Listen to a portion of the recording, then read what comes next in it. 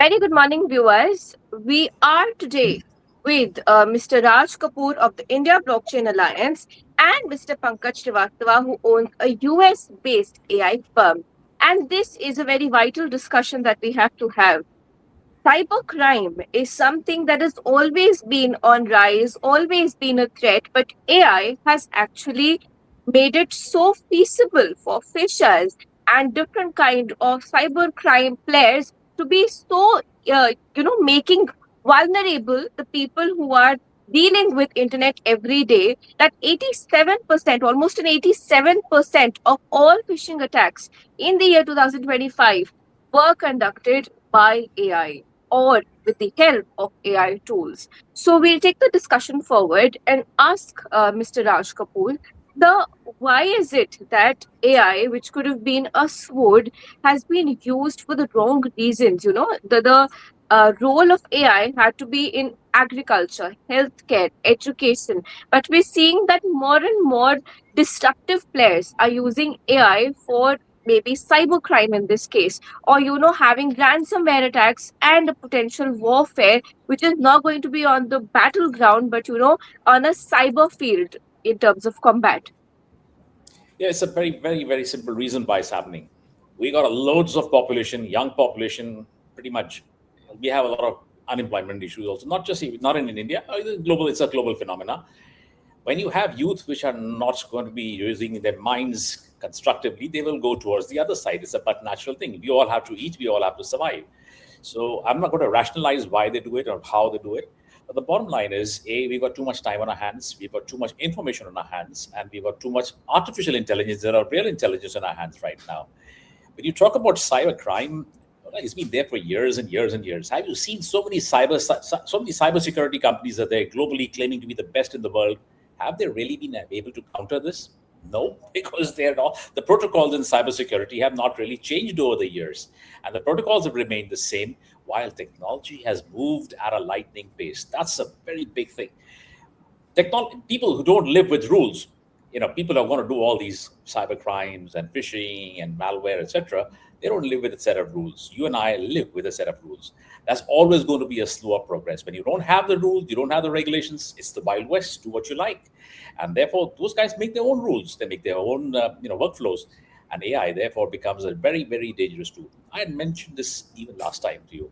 You have a tool, just a brilliant tool in hand. What you do with the tool is extremely important. As I told you, if I give you a hammer, there are a lot of things we can do. We can either build a nice table, we can build furniture, or I can go and smash somebody's head with it. Both things. Hammer is the same. The intent is what's important. So AI is a lovely tool.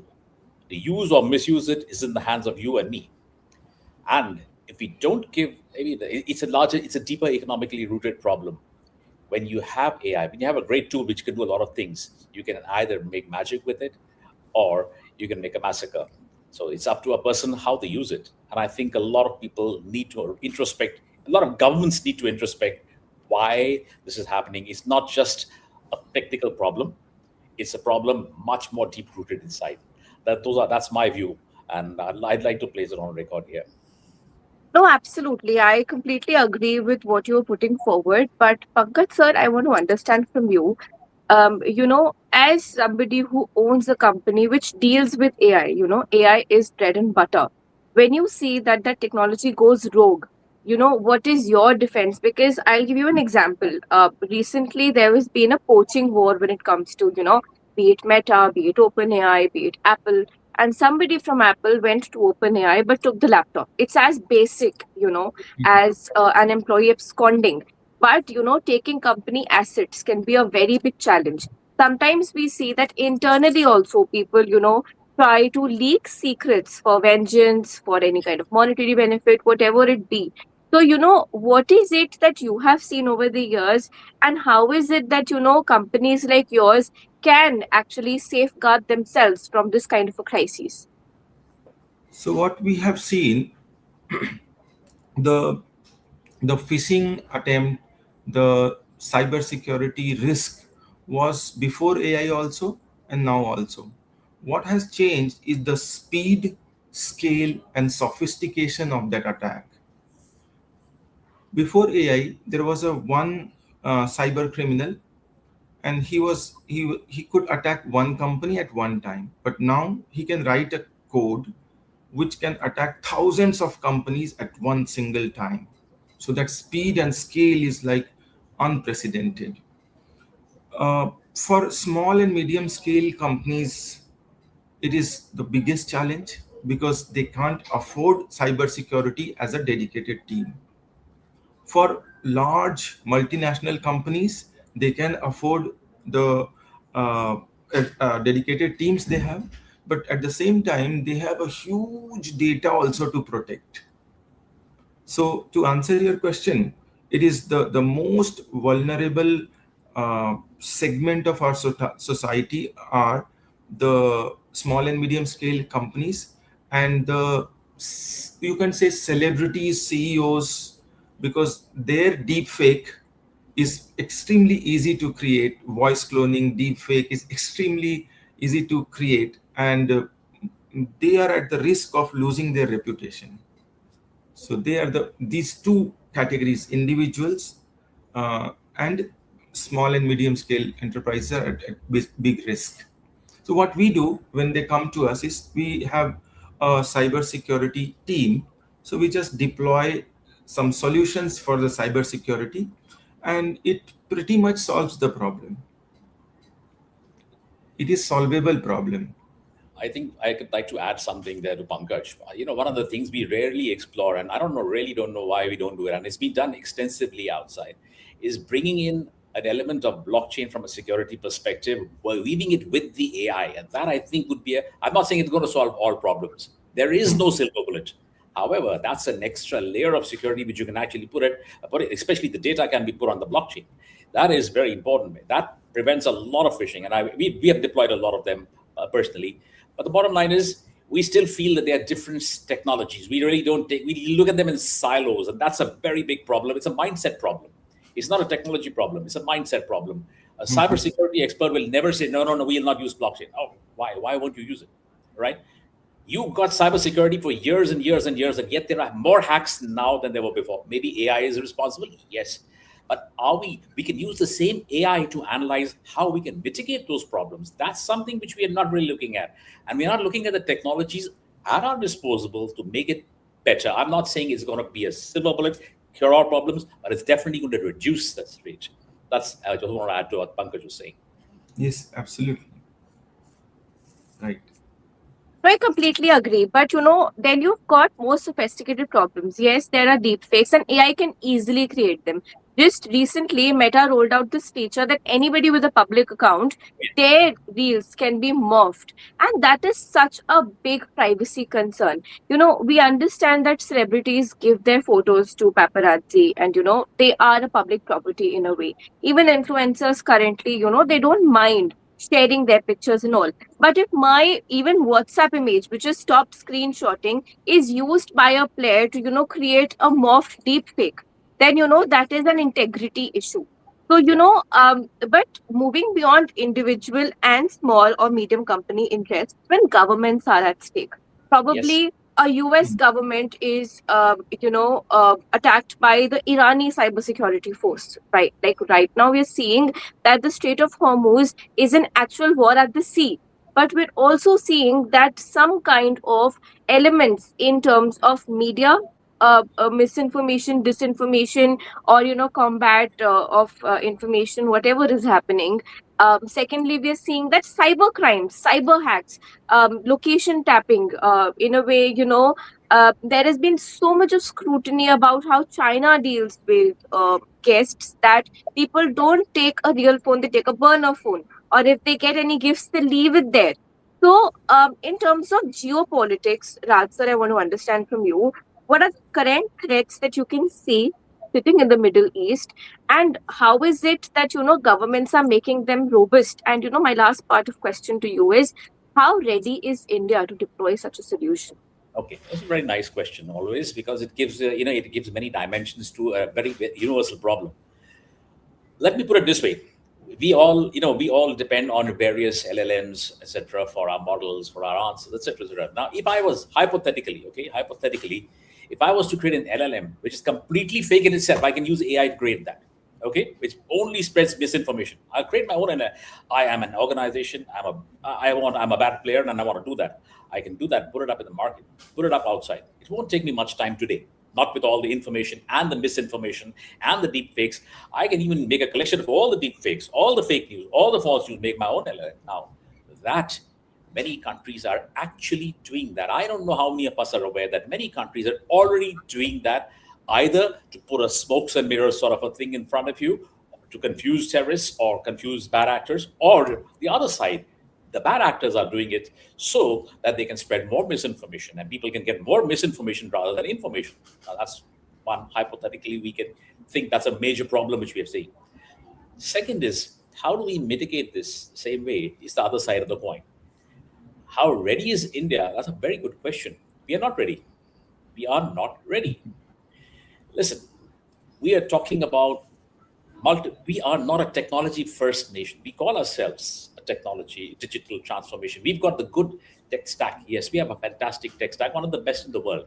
We're not leveraging it the way we should. Okay, we have, no, I won't name things, but bottom line is, I don't know how, if you have the statistics of how many Indian sites and companies are hacked every day. Every day. All right. I don't want to give the names of the companies. I know them personally because I'm helping them right now integrate blockchain from a security perspective. I won't name them. It's not good to name them. These are issues we've all faced. Traditional companies face these issues. As Pankaj said, even smaller MSMEs, where are they going to go? They don't have the budgets. They don't have anything. Can we not put a technology stack specifically from a security perspective? We can. From the same stack which we have, we can actually take a subset from it, make a beautiful stack, integrate AI, blockchain, analytics. We put in the cybersecurity, actually create a stack where everybody can just plug and play. Are we doing it? No, we are not. We're talking about it. We talk about it. I don't talk about it anymore in India. I don't. It's no use.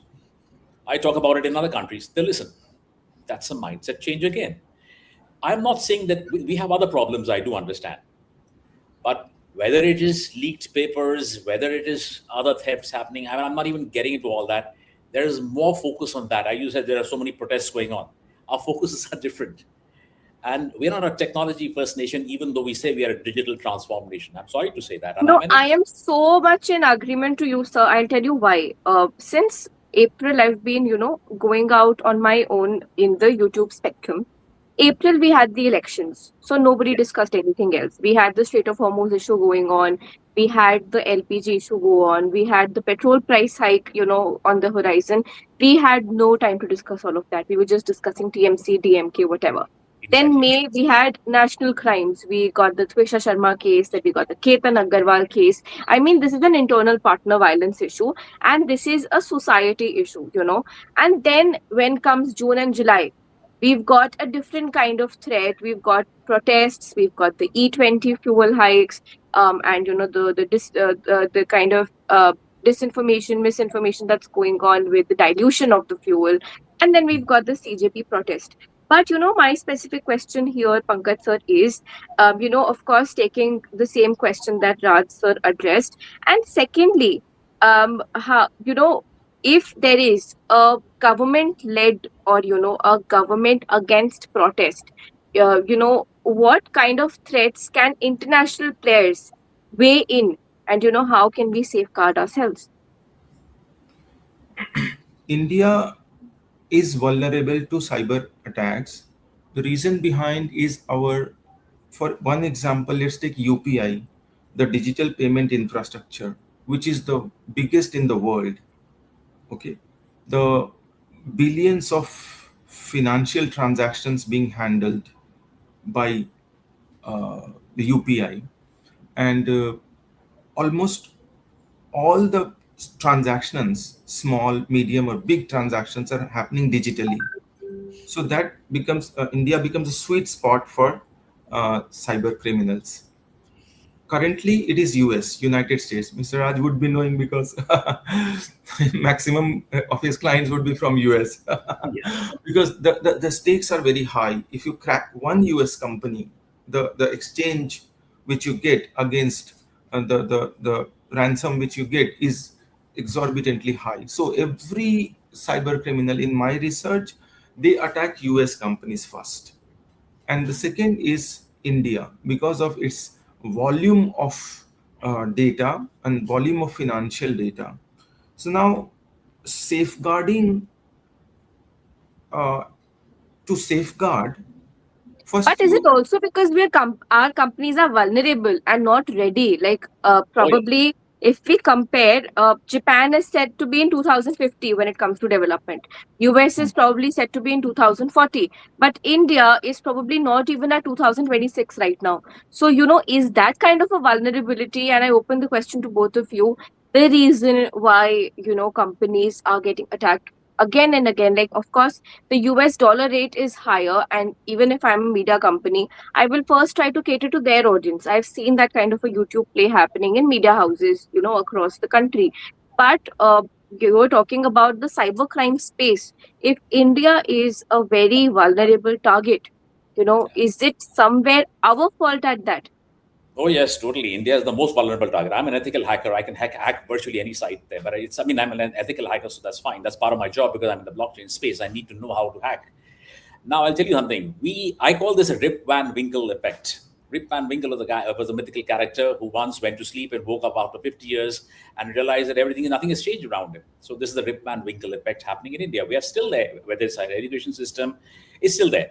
Now, how, I mean, also the systems which we have in our nation, most of the large organizations, they are legacy systems. They are not the upgraded systems. Maybe it could be lack of money, lack of foresight, lack of vision, whatever, right? Plenty of reasons. Legacy systems don't hold up to modern technology. They don't. They're extremely vulnerable. That's the second big problem. It's the mindset of a CEO today still remains the same. In the boardroom at the decision making level, how many technology people are there? Almost none. Almost none. And that is the problem in India. They don't understand one thing is that technology is today one of the most important tools to have from a strategic perspective. Whether you make strategy decisions, you make future forecasting, business plans, without a technical expert in the board at the board level, where the decision making levels happen at the board oversight level, at the governance level, we don't have it. I'll give you an example. G20, simple. When we talked at G20 about that's the crypto policy, in a room of 40 people, there were hardly anybody from the technology space. How are we making a policy of a technology without having the real people who actually worked on that technology? We've got great people who have a great knowledge from different aspects, but they don't have the technology. At the top level, we need to have them.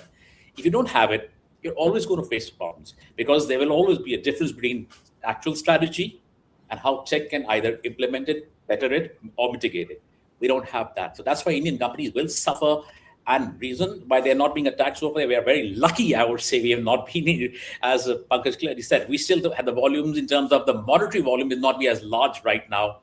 It's a matter of time. It's a matter of time. And it not necessarily will be for money at that time.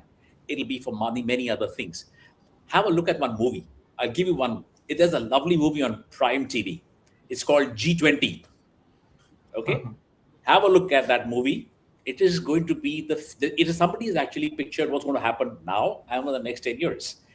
I mean, I'll just give you a little brief on it and have a look at it yourself. Okay, it's about the G20 heads. They meet in South Africa, and how a gang sort of kidnaps them and get them, sequesters them in a place, and made each of them sit in front of a camera, speak a certain words, and clone all the images to spread disinformation across the globe, and to keep selling. And they made people sell all the things and buy Bitcoin in that, and therefore Bitcoin started value going up, and the other monetary value started going down. I mean, it's a nice story, but it basically puts a glimpse into what can happen if we don't speak. Imagine we've got a big event happening at Davos, or we're having in India some large, where all the heads of the country, everybody's there, and this situation happens. Imagine if this could happen. It could ruin a nation from the core. Of course, the movie's a feel-good movie, so the right protagonist, the right person comes and saves the day. But my friends, saving the day is great in movies. Like in the Hindi movies, the police always comes at the end. Okay, at the end. So this may not happen here now. Now the police is so slow. I mean, it will be so slow compared to all this. So it may not even happen in the end. So I completely agree, sir. And my bureaucracy in India.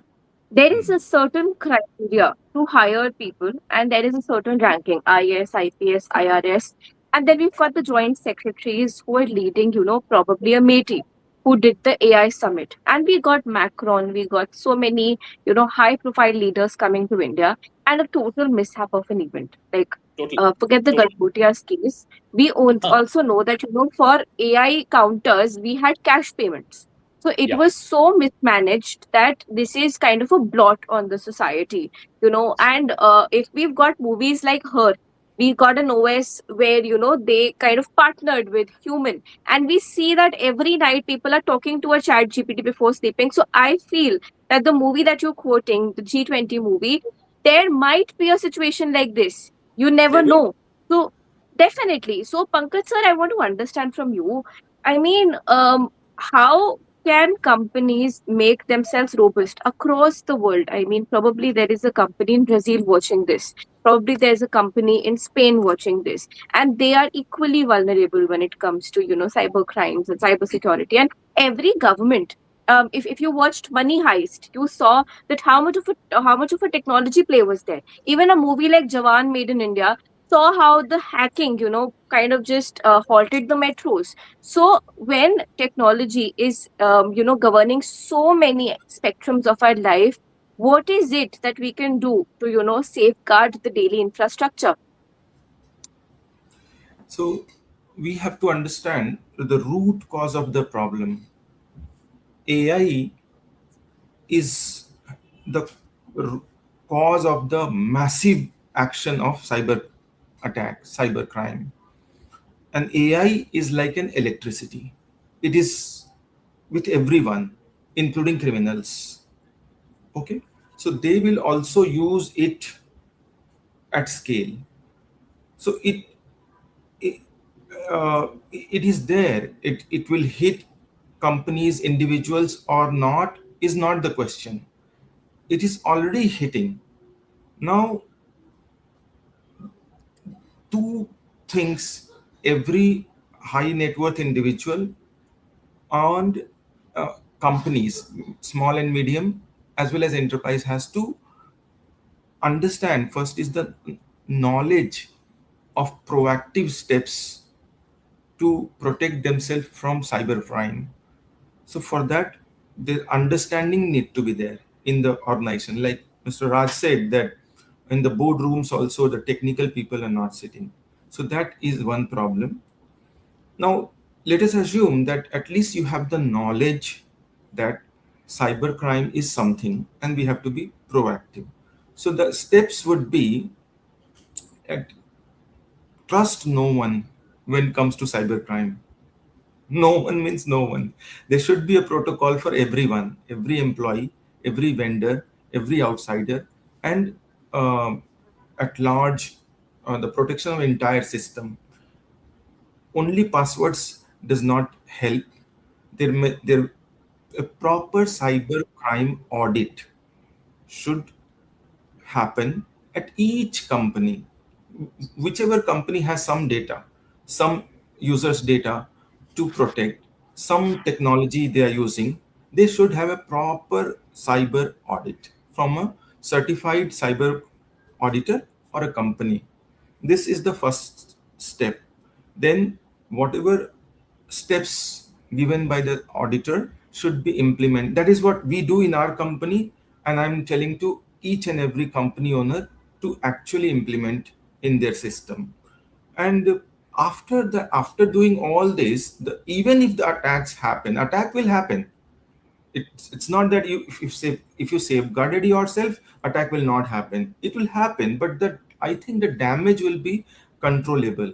That's what I have seen As in we our. say, a stitch in time saves nine. So, of course, there has been, a tear in the cloth, but at least, we can help not spreading it. So, Raj sir, I want to understand from you. I mean, for the companies where you are, in the board of directors, we see so many cloud companies actually going to compliance, having CEOs who have a background in compliance, but probably not technology. And, as you mentioned that, be it bureaucrats, be it company boards, be it even discussion forums, we've got less and less of representation of technologists. So, Yes. what is it that, you can give a case study that, this is what I do at probably a very non-tech company also that I am at the board of, but this is how I bring a difference to their approach of safety, compliance, probably smoother functioning, and various other aspects which you can name. Yeah, fair enough. Now, I take a thread from what Pankaj was saying. You talked about security audits. That's, of course, it is sacrosanct. You need to have it. I'll ask another question here. How many of these security audits cannot be manipulated because they don't have a safety mechanism anyways? I can manipulate this. I can do it. If I really have to do it, I don't even have to be an expert. An amateur can do it, frankly speaking. So here we are at the company with an audit done completely. We're all fine. We paid thousands of rupees. We paid thousands of dollars. Got it. And we all think we are following the Bible. We're not. If somebody's there, if there's a bad player, if there's no bad players, then you're safe anyways. Then you're anywhere in the world you're safe. Okay. But if there are bad players, and there are plenty, and I said they are spawning and growing by the day, the more the unemployment, the more the bad actors keep coming in. They'll come out of the woodwork every day. Yes, yes. Yeah, we can't deny that. Now we have to defend ourselves. So for wherever, not just one, for all the organizations which I'm working with, I first make sure that everything which is of sensitive matter keep put on blockchain. You don't have to put everything on the blockchain. No, you don't have to blockchain everything. It's not required. But you can put sensitive data, sensitive information. For example, I'm talking about emails. Has anybody heard of a blockchain-based email? Well, you don't. Because email is the easiest way of getting into the information. We brought in blockchain-based information, blockchain-based messaging, so that internally within the organization, everything is on a secure level. A WhatsApp talks about end-to-end encryption. It's only end-to-end, whether both the ends are vulnerable. Let's face that. It's not 100% secure. It is, at least it's got some levels, yes, but there. So wherever I work in, I must make sure that let's map the workflow, let's map the work streams, and let's see where the vulnerability lies. We all just like in a personal life also, we play on our strengths. If our strength is speech or communication, we'll work on that. If that's technology, we'll work on that. So we work on that. The same thing, we work on our workflows, which is something which most Indian companies don't really do. There is a nice, show around that, yeah, but it's not really happening. Look at the HR systems. Every HR system is vulnerable, means leading to all your data, all your personal data of your employees leaking out anytime. Most HR systems are extremely weak. It starts from there. So right from working from the lowest common denominator to the highest one, we try and see that the sensitive data can be locked properly, integrated with blockchain. You don't have to replace your existing systems. You need to integrate them. Why don't you do that? Okay, so that's one of the things. So that's what I always advise one thing. Why don't you get into the latest space of technology rather than always rely on legacy systems? Phase it out. It's not an overnight thing. Phase it out. Phase out the vulnerable ones first. Put them onto new modern technologies. I will not name again some of the largest business houses. They are extremely vulnerable today because they still rely on legacy systems. They'll say, "Oh no, we have everybody says change. We have our CRM, we have our cybersecurity protocols." As I told you, they haven't been updated. So all organizations I advise them first to check their protocols, check the systems, them to identify what is vulnerable, what is sensitive, and what they can afford to lose if they have to lose. That they need to decide. We need to sit down with technology or without technology and work to make it secure. So that's where I come in a lot in the boards. And I've always said, a board without technical expertise. Compliance is good, yes, but compliance is easily replicated. You can get AI to do a lot of compliance today. A lot of your heavy lifting can be done. But security, not really. You really need the human intervention here. The human in the loop is really important out here. And I think that's where the biggest crux lies. Are we going to have more people in the technology space in the crowded room called the boardroom? I don't think we're still doing it. I think it's a minority. Look at any CEO for that I matter. definitely agree with you. Whenever you say the human loop, I will give you an example, sir. I just spoke to Dr. Vandana Singh of the FAII. She is the chairperson of aviation cargo in India. And Yeah. she is pioneering India's voice towards, the AI 171, how our pilot was not responsible. So I had asked her a very simple question about AI, that how it is helping cargo, because cargo and logistics is a mostly very mechanical and manual work field.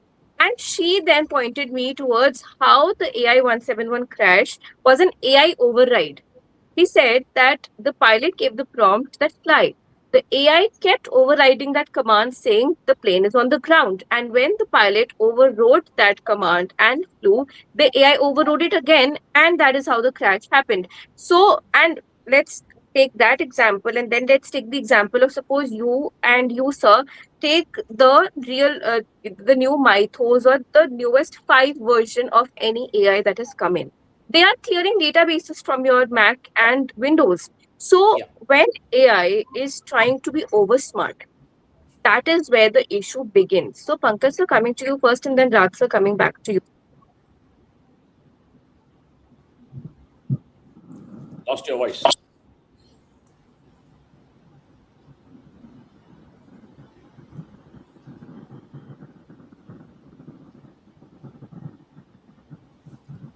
We are not able to hear you actually. Gauri, you're not mute, but I'm not able to hear you. Maybe you can use sign language to understand. We'll rejoin. Yeah, yeah, yeah. In fact, that movie which I was talked about, that G20, it's also in sign language. You can see that, because Am it's I everybody audible can now? be. Yes, I hear you. We hear you now. Yes, yes. I'll repeat my question. So Dr. Vandana Singh talked about the AI vulnerability, We heard how that. the You can command repeat. was overrode. And then there is the Mythos and the 5 versions of OpenAI, which are overriding commands and deleting softwares and, databases. So when AI tries to be over smart, when it tries to override command, Pankaj sir, I'll first come to you, then Raj sir, I'll come back to you. How is it that we, use our critical intelligence and also show our dominance, that, we are the ones in command?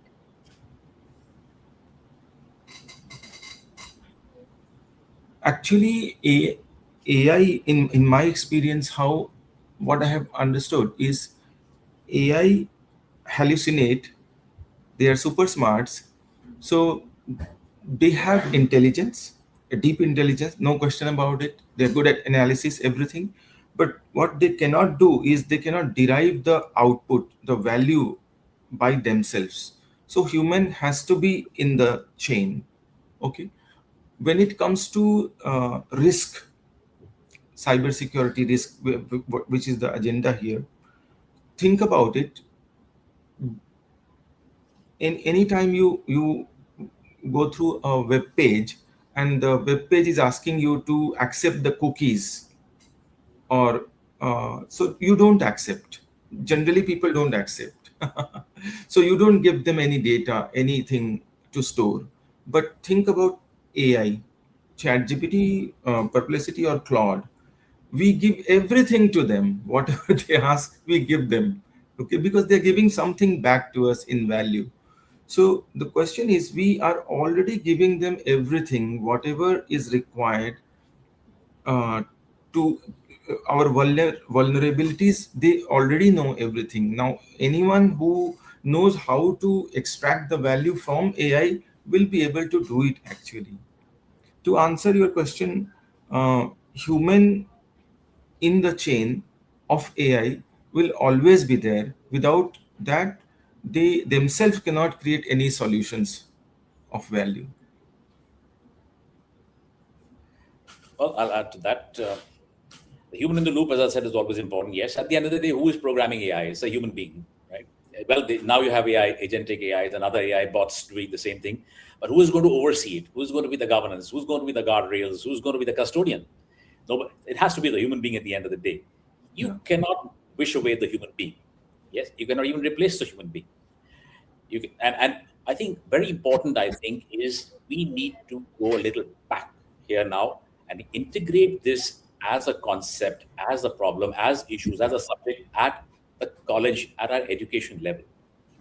We don't have that again. We've got the standard syllabus, which probably hasn't changed in the last 20 years. It's a big problem.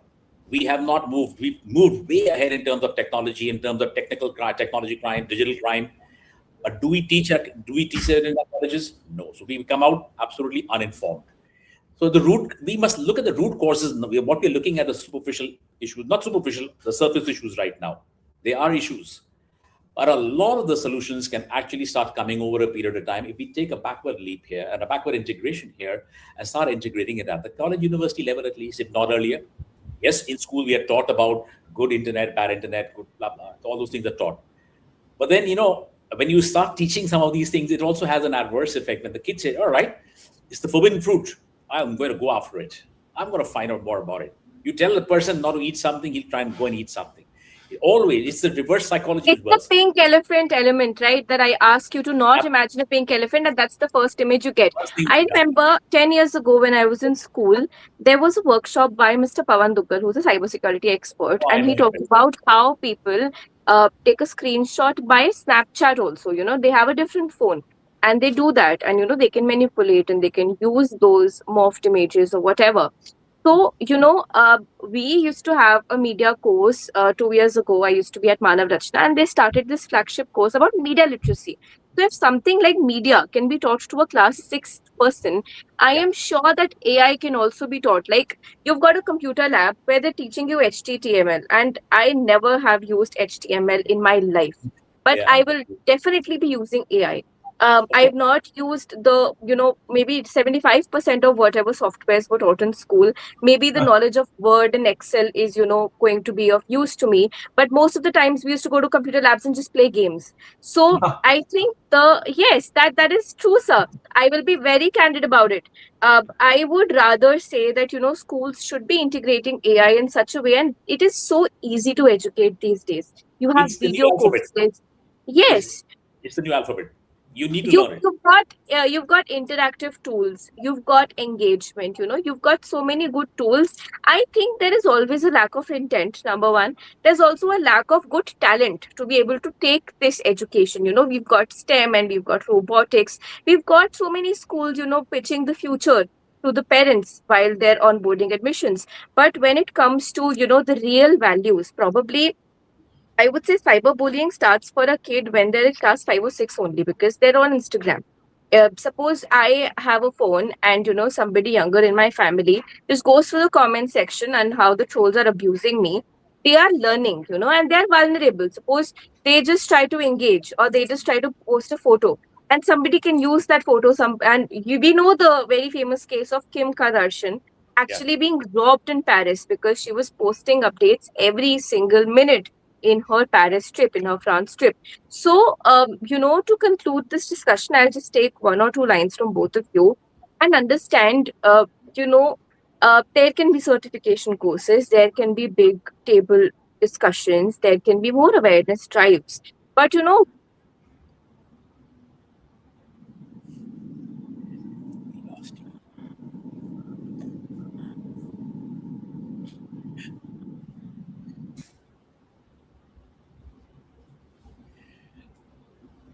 Internet issues. Always. Yeah, There we go back again. sorry for the yeah, glitch. Is it audible now? yeah, yeah, Yes, you yeah. are. You are audible. I'll just wrap up this question. The question is very simple.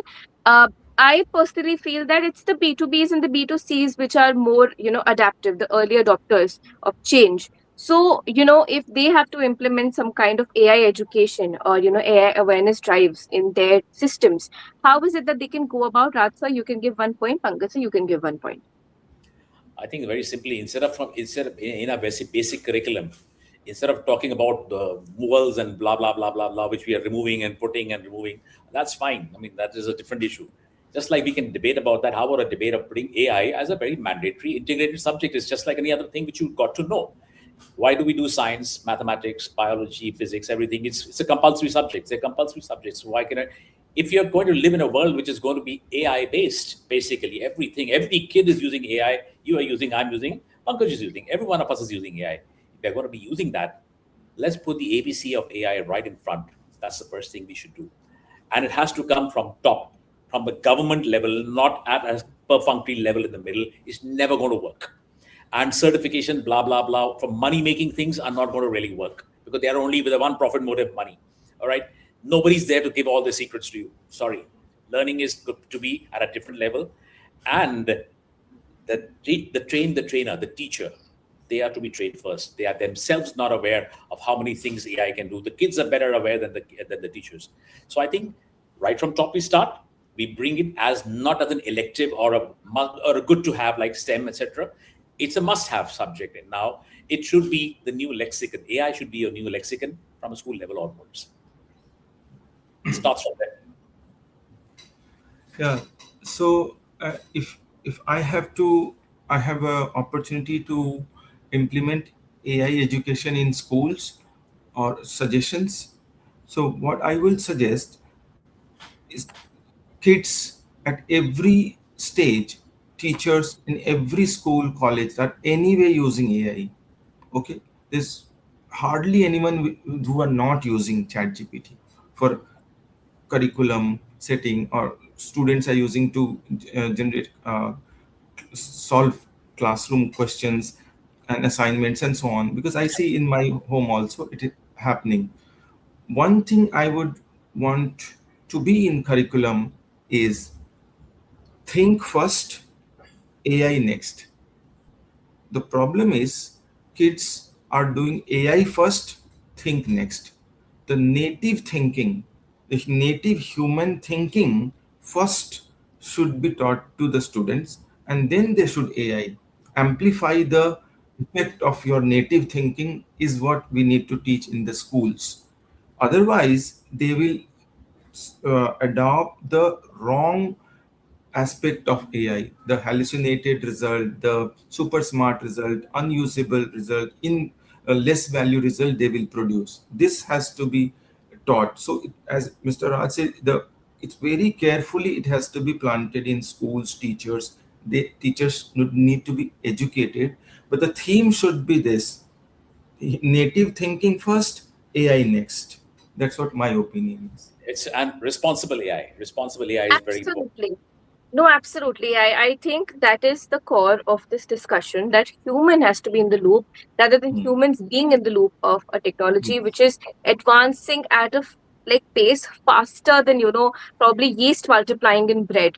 So, I am very thankful to both of you gentlemen for, taking out time this morning to educate our viewers about the risks of AI, the kind of geopolitical implications it can have, and how we can, move towards a safer internet in the future. Thank you so much, sir, once again Thank for joining this discussion. Thank you so thank you. much. Thank you. Bye. Bye Bye. bye.